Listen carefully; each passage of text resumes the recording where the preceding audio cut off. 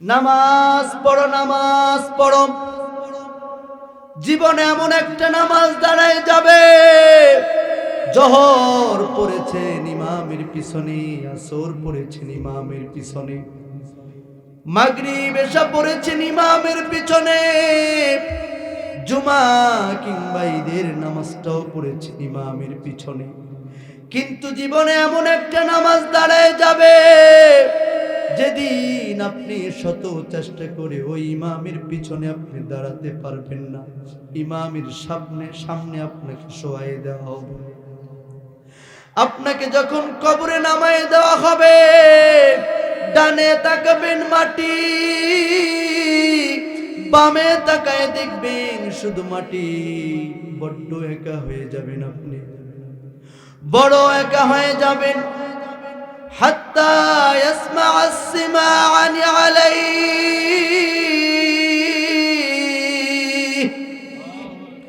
পায়ের আওয়াজগুলো আপনি শুনতে পারবেন, সন্তানের পায়ের আওয়াজগুলো শুনতে পারবেন, প্রিয় মানুষগুলোর পায়ের আওয়াজ শুনতে পারবেন।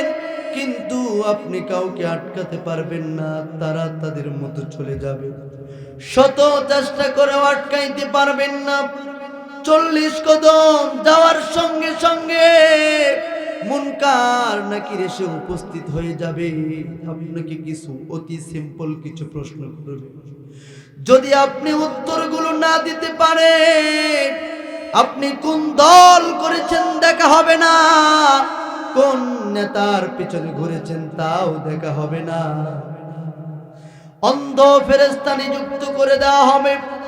ফায়াদরিবুহু দরবাতাম বিল হাদিদ,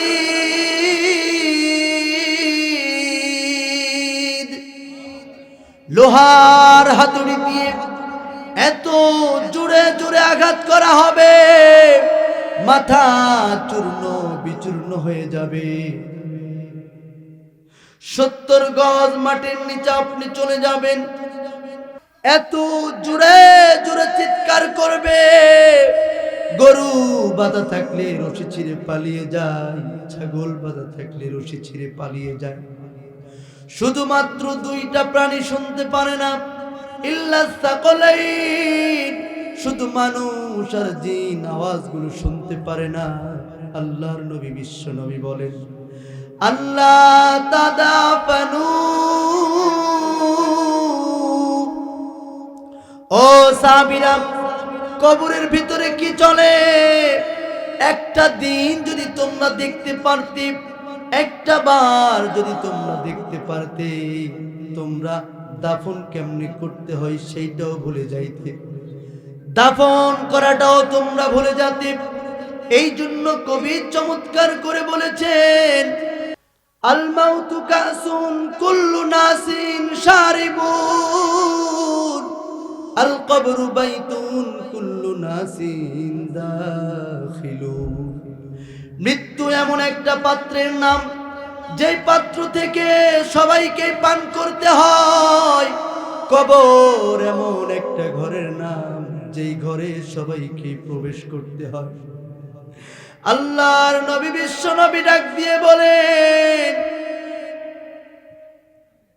আন্নাসু ফিল কবরি কাল গরীক ফিল বাহর। বলুন আল্লাহু আকবার।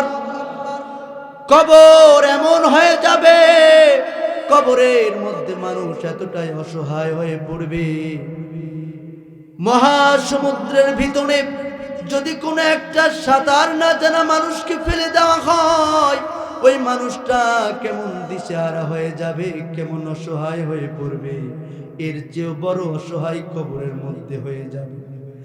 মানুষ মারা যাওয়ার সঙ্গে সঙ্গে তার কিয়ামত শুরু হয়ে যাবে। কোথায় কার কবর হবে কেউ জানে না মুসলমান। এই জন্য মৃত্যুর জন্য প্রস্তুত হওয়ার দরকার আছে না নাই? কিয়ামতের ময়দানে আপনি মনে করছেন কিয়ামতের ময়দান খুব সহজ হবে, না না না। আল্লাহ পাক রব্বুল আলামিন বলেন, কালফি সানাতিম মিম্মা তাউদ্দুন, কিয়ামতের ময়দান 50,000 বছরের চাইতো সেদিন বেশি সময় আপনাকে দাঁড়ায় থাকতে হবে। শুধু কি তাই, সেদিনের 50,000 বছরের একটা বিকাল হবে, ইল্লা আশিয়াতান আও দুহাহা। সেই দিন 50,000 বছরের একটা দিন, একটা দিনের একটা সকাল বিকাল, আমাদের সারা জীবনের এই 50-60 বছর, এই সারা জিন্দিগিটা কিয়ামতের দিনের একটা সকাল আর বিকালের মধ্যে শেষ হয়ে যাবে। কিয়ামতের ময়দানে সবাই যখন হাহাকার করবে, সেই দিন পৃথিবী থেকে 13 লক্ষ মাইল দূরের সূর্যটা মাথার এক বিঘ উপরে চলে আসবে। আল্লাহর নবী বিশ্ব নবী বলেন, কামিকদারি মিন,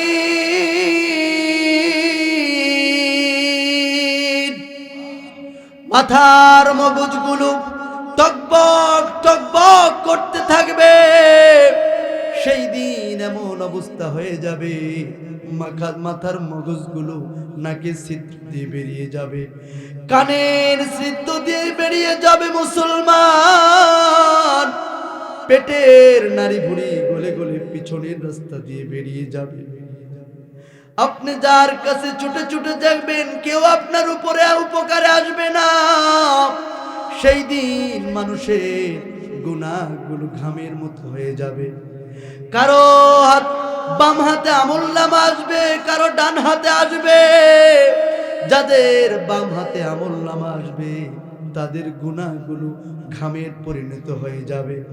কেউ টাকনু পর্যন্ত ঘামের মধ্যে ডুবে থাকবে, কেউ হাঁটু পর্যন্ত ডুবে থাকবে, কেউ বা কোমর পর্যন্ত থাকবে।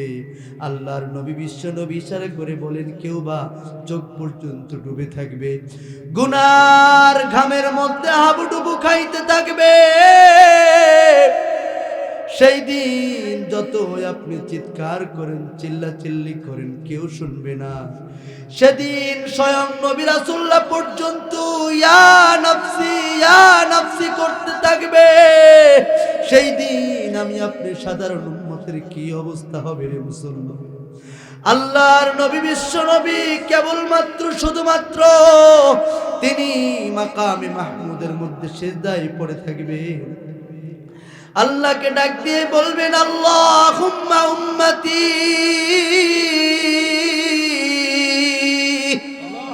মাকামে মাহমুদের মধ্যে সিজদায় পড়ে উম্মতি উম্মতি বলে কান্না শুরু করবেন। এদিকে তিনি চলে যাবেন সেই ফুলসিরাতের কিনারায়। উম্মতরা কিভাবে ফুলসিরাত পার হবে, সেখানে তিনি দাঁড়ায় থাকবেন উম্মতকে রিসিভ করার জন্য। আল্লাহর নবী বিশ্ব নবী বলেন, আমার উম্মতেরা, আমি আমার ওখানে কোটি কোটি মানুষের মধ্যে আমার উম্মতদেরকে কিভাবে চিনব? আল্লাহর নবী বিশ্ব নবী বলেন, গুররাম মুআজ্জালিনা মিনাল লুযু। বলুন আল্লাহু আকবার। আমার উম্মতেরা 5 ওয়াক্ত নামাজ আদায় করবে, আমার উম্মত ঠান্ডার মধ্যে ওযু করবে। ওযুর পানিগুলো যেই যেই জায়গায় লাগবে, সেখান থেকে সেই দিন নূর বিচ্ছুরিত হতে থাকবে। আর সেই নূরগুলো দেখে আমার উম্মতদেরকে আমি চিনে ফেলবো। বলুন সুবহানাল্লাহ। আমার কলিজার টুকরা ভাইয়েরা, আমার নবী আমার সেই দিন ফুলসিরাতের কিনারায় উম্মতদেরকে চিনে চিনে বুকের মধ্যে টেনে নিয়ে জান্নাতে প্রবেশ করাবেন। ও মুসলমান ভাইরা, এই জন্য 5 ওয়াক্ত নামাজ পড়তে রাজি আছেন তো আপনারা? যদি আপনি নামাজ না পড়েন মুসলমান, সেদিন ওয়ালা নূরুন ওয়ালা বুরহানুন ওয়ালা নাজাহ, সেই দিন কোনো নূর থাকবে না, কোনো দলিল থাকবে না, কোনো নাজাতের ব্যবস্থা থাকবে না। বলুন আল্লাহু আকবার। এই জন্য আপনাকে আমাকে নবীজির উম্মত হতে হবে। নবীজির উম্মত হতে গেলে আপনাকে আমাকে সুন্নত মোতাবেক চলার দরকার আছে না নাই? আল্লাহর নবী বিশ্ব নবী বলছেন, ওয়াদিত্তু লাউ রাআইনা ইখওয়ানানা, একটা বার যদি আমার ভাইগুলোকে আমি চোখ দিয়ে দেখতে পারতাম।